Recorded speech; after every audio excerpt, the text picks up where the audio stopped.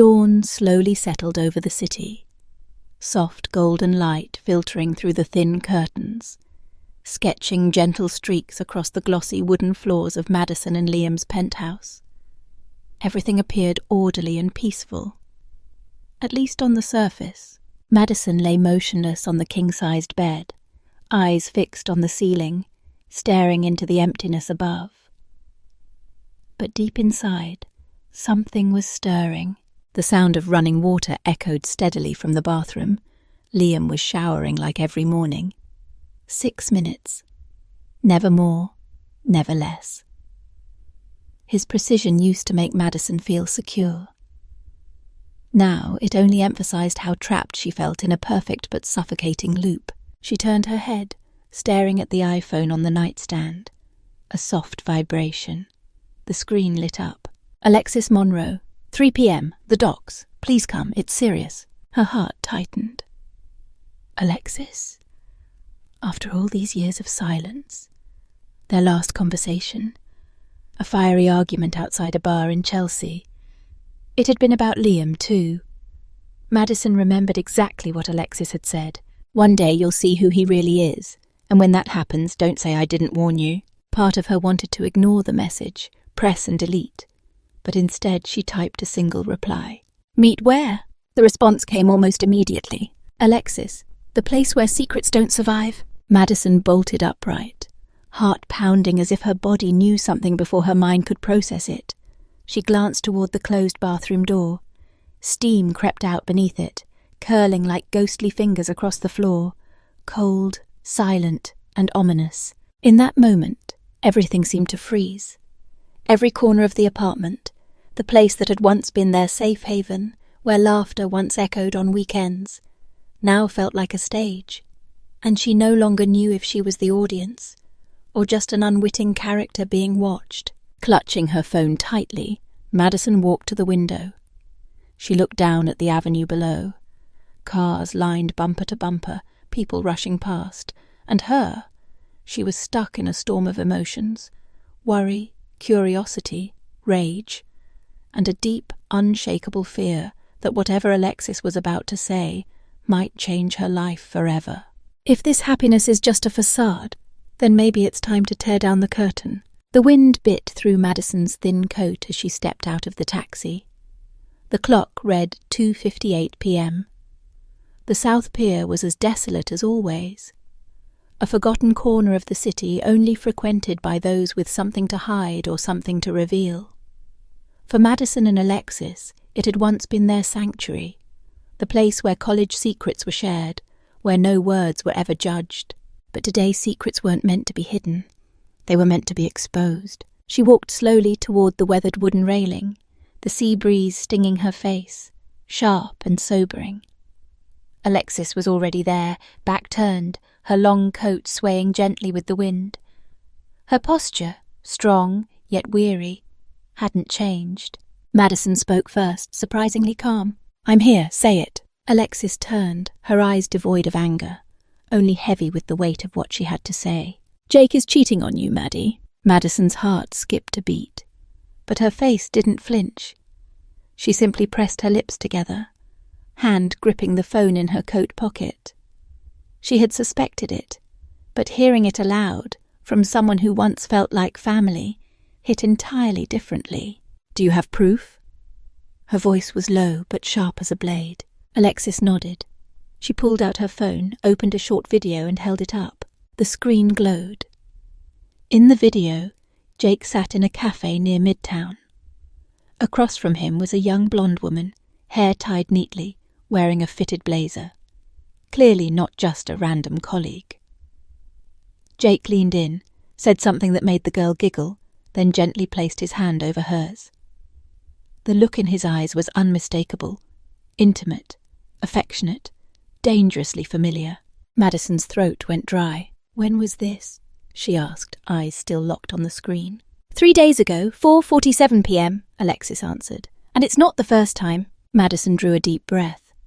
Every moment with Liam, his late returns, the sudden meetings, the nights he passed out without touching her, now felt like grotesque puzzle pieces of betrayal. "What else are you going to tell me?"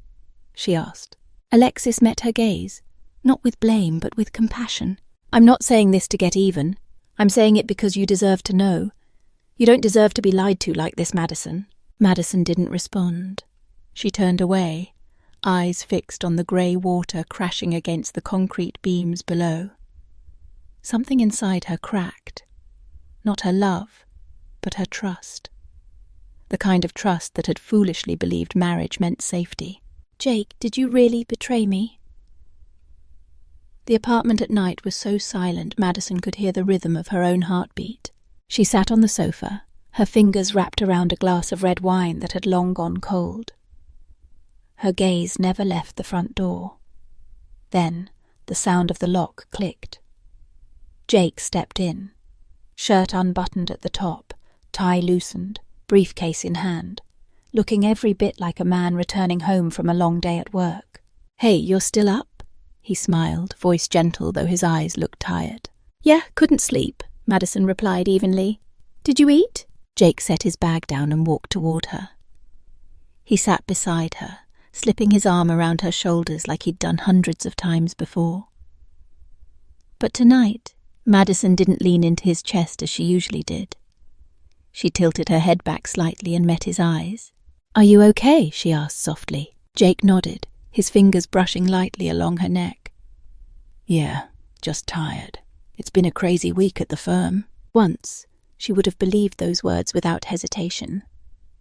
But now, every syllable felt hollow, like the echo of a lie bouncing off a glass about to shatter. Jake leaned down and kissed her forehead, a soft, familiar kiss that hurt more than it comforted. Madison closed her eyes, not because she believed him, but because she wanted to remember what it felt like. One last time, he pulled her closer. His arm circled her waist, his lips grazed her neck, warm breath meeting cold skin. Madison didn't resist, only because part of her wanted to memorize this final embrace before everything fell apart. "I missed you," Jake whispered into her ear. "Me too," she replied, a lie as smooth as the ones he told her. They kissed, deeply, slowly. Her body responded out of habit, like muscle memory, but inside she felt nothing. For a moment she wondered, is this how cheaters love? Or is it just performance, like a seasoned actor playing the perfect lover? Jake held her tighter, murmuring, "I'm lucky to have you," and that's when Madison opened her eyes. She stared at the ceiling, the same ceiling she'd stared at this morning when everything she believed began to crack. "Lucky," she thought. Then who was sitting with you at the cafe last Tuesday? Who was receiving the touches that were supposed to be mine? She didn't say a word, just nodded and rested her head against his chest. One part of her screamed, but the other was waiting for the right moment to end it all. The room sank into silence. Only the soft hum of the heater and Jake's steady breathing filled the space. Madison lay facing away from him, eyes wide open, staring into the dark void ahead. Her mind was a storm of rage, confusion, and a pain too deep to name, too. Jake drifted off easily. He always did, slept like there was nothing to hide. But tonight Madison wasn't going to sleep. Slowly, she turned, inched toward the nightstand where Jake's phone lay face down, another recent habit she'd noticed. He never used to do that. Her heartbeat quickened. She hesitated. She knew that picking up that phone would be crossing a line there'd be no return from. But she exhaled deeply, then reached for it. She placed her fingertip on the sensor. Jake had carelessly left her fingerprint registered for Face ID. One touch was all it took. The screen lit up, no passcode, no barrier, and within seconds, one new message, from unknown number. "Don't forget, same room, tomorrow, 8 p.m. She read the short message again and again, hand clenched around the phone, heart frozen. "Same room, tomorrow." Madison opened the message thread. No history, clearly deleted, but the lock screen had preserved part of the previous exchange. She swiped further, checked the recently deleted photos, and her stomach dropped. A selfie, Jake. In the mirror of a hotel room, shirt unbuttoned, sleeves rolled up, And behind him, a blonde woman, blurry, smiling, her head leaning on his shoulder. Deleted, but not permanently, not yet. She checked the timestamp. 3 days ago. 7:53 p.m. The same night Jake claimed he was working late at the office. Madison set the phone down, sat up in bed. Her hand trembled, but her eyes glowed with something fierce. Not pain, resolve. No more doubt, no more warnings from Alexis. This was truth, and Madison would use it like a blade. She walked into the bathroom, stood in front of the mirror, and stared at herself. Pale, sleepless, her hair a mess of waves over her shoulders, but in her eyes there was fire. The next evening, rain drizzled softly over New York. Tiny drops clung to the window of the black rental car. Madison sat still, parked a block away from the Gramercy Hotel. She wore a charcoal trench coat, her hat pulled low, a mask covering most of her face. 8:01 p.m. Jake was 1 minute late. She had arrived 30 minutes early. Not to surprise him, but to prepare herself. For the moment when doubt would die, and proof would take its place. And then he appeared. Jake stepped out of his familiar Audi, dressed in a crisp white shirt and pale grey suit, flawless. He looked around, pulled out his phone. His lips moved as he typed. Madison already knew what the message said. "I'm here." Moments later the hotel doors opened. She walked out, the woman. Blonde hair in a neat bun. A tight black dress hugging her petite frame. High heels clicking against the pavement, like a cruel metronome to the tragedy unfolding. Jake smiled. That smile, once hers, was now glowing for someone else. He walked over, leaned in, pressed a kiss to the woman's cheek. They weren't friends. They weren't colleagues. There was no more room for doubt. Madison felt her stomach twist, but her eyes never blinked. She forced herself to watch it all. Every gesture, every glance, every time Jake placed his hand gently on that girl's back, like it was a habit he'd repeated 100 times. Then the two of them walked into the hotel lobby together. The girl giggled softly. Jake leaned in, whispering something just for her. Madison didn't follow. She didn't need to. She had seen enough. Leaning back into the car seat, she closed her eyes.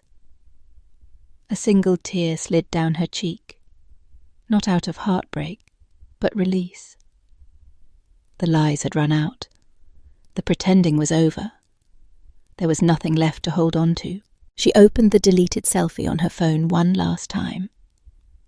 Then she raised the camera again, this time capturing Jake and his lover walking into the hotel hand in hand. "If you choose betrayal, I will choose remembrance. Clear, undeniable, unforgiven." At 8:06 p.m. Jake's message came in. "Just arrived, waiting in the lobby." Madison read it and replied with a single line. "Don't bother waiting, I saw everything." Then she blocked the number. No more words, no chance to explain. The apartment was quiet. Only the warm yellow glow from the kitchen cast faint shadows across the room.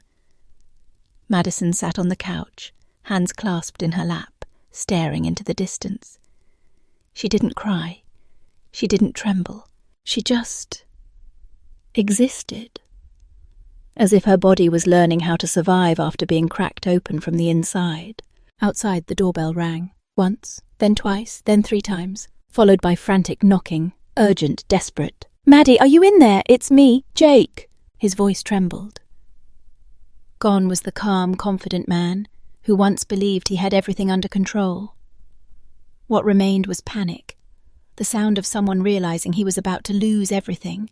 Madison didn't respond. She stayed still, listening to the knock grow louder, harder. Then her phone rang. Jake's name flashed on the screen. 10 missed calls, then 15, then 21. She let it ring. A loud bang followed. The sound of Jake hitting the front door. He had a key. But she had changed the lock that morning. "Please, Maddie, open the door. I know you saw, but I can explain. Just give me a chance." She stood quietly, walked toward the door, but didn't open it. She pressed her forehead against the wood, listening to Jake's voice crack behind it. "I made a mistake. I was stupid. I didn't think. You don't understand. It's not what it looks like. She's not who I love. She was just a moment of weakness. A moment of weakness? Madison let out a bitter laugh. One short, cold sound. A moment? Or an entire sequence of carefully crafted lies? Outside, Jake's voice choked. I can't lose you, Maddie. I can't breathe if you leave. And then the knocking stopped, replaced by a new sound. Heavy, slow, knees hitting the ground. Please, just look at me. Just say one thing. Tell me you still love me. Just once. Madison rested her forehead against the door. Her eyes closed. Her heart had once softened to words like these. Once, she would have melted at this very moment. But not anymore. Love doesn't save the ones who choose betrayal. She didn't open the door. Didn't respond. She simply turned and walked away toward the bedroom, leaving Jake on his knees in the rain outside. A city shining in lights, but behind her, a heart that had just shattered. Morning, the city still cloaked in fog. Madison stood in the bedroom, eyes resting on her wedding ring placed neatly on the vanity, next to a faded wedding photo. She didn't cry, she didn't rage, because the rage had passed, and the heartbreak had passed. What remained was clarity. The kind that comes after waking from a long dream called blind love. She packed quietly, methodically, like closing a book. No haste, no chaos. She knew exactly what she was doing.